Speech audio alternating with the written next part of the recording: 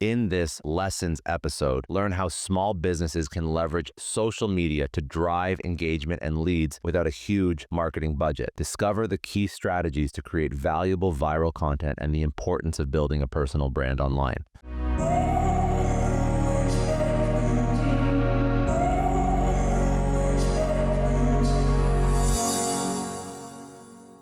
This is something that I think a lot of small business owners, mid-sized business owners can learn from you. Even large organizations where I really believe a CEO or an executive should put themselves out there. You look at some companies like Duolingo. Like Duolingo absolutely killed it, right, with their marketing, but a lot of companies don't. So I think that if you are doing it in the legal profession, which is obviously like a stuffy, old school, quote unquote, boring category or industry, then most other businesses could probably do this if they put themselves out there. What were the first things that you had to think of when you created your first, like, what was that first piece of content you created? Did it suck? I'm sure it wasn't great. Like, what was that thought process? Yeah, it sucked. It definitely sucked, but it was, if I can remember correctly, um, gosh, it just was not filmed exciting. It was just spouting out the information. It was before I really, the last 3 years I've have essentially focused in on learning the algorithms, learning all these tricks, through trial and error of social media. And there's really a formula to it. When you analyze enough people and enough things, you start to understand, especially with the short form content, which is what we use the most and what has been the greatest thing for getting leads in business. Is you start to notice the things that work and the things that don't. And in the beginning, there was a lot of things that don't. Uh, and now, I feel like I know how to pump these things out.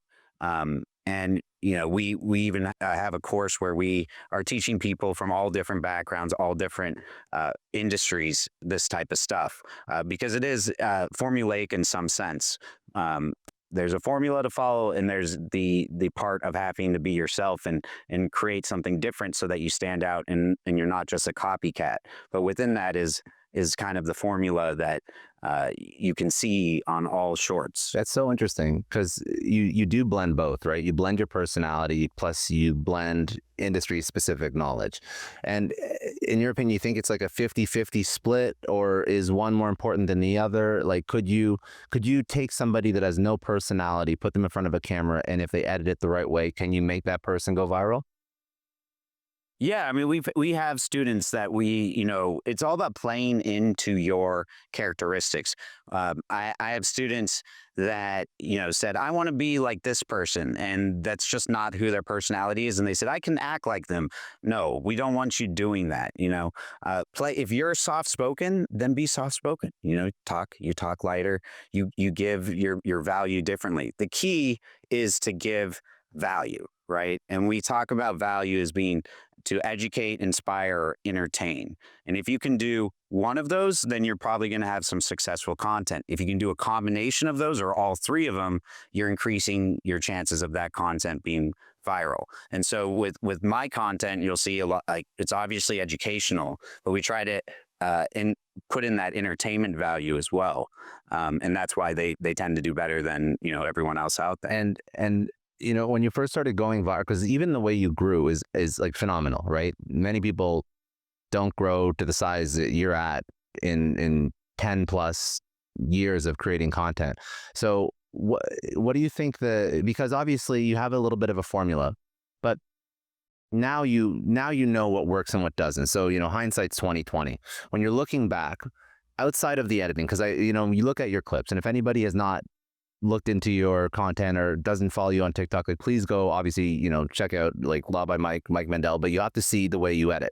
Very quick, you jump from scene to scene. Like it's really captivating. It keeps you paying attention. But outside of that, it's obviously educational. Is there certain topics that are like more emotional that drive more engagement, or what's the outside of the quick edits and the helpful topics? Like, what else is it that makes it truly viral? Yeah, I mean, look, we have our style, which from the beginning has been, edited a certain way. I can tell you, looking back on it, it's created more work for me because there's a standard that we have to always put out. But there's other creators out there, other lawyers, other people in different industries that simply put up a green screen and talk to themselves. And they get views. There's ways of doing it without having to do this crazy editing. That's just our style, which is why I say you want to create your own style and something that fits within your framework. But I believe you said the question was, Well, it was like, so you asked me again. so you have like you have this great editing, but you also have the helpful content. Is there anything else, like the certain type of topics that are more emotionally charging than others, you guys? Yeah, the topics. Yeah, the topics. You want to think about things, no matter what your industry is, from a standpoint of what would be useful for someone that they can act on right now. The concept that we use that helps drive business and get leads and clients is that we're not directly selling to people. We're not saying, go call me, do this or buy this.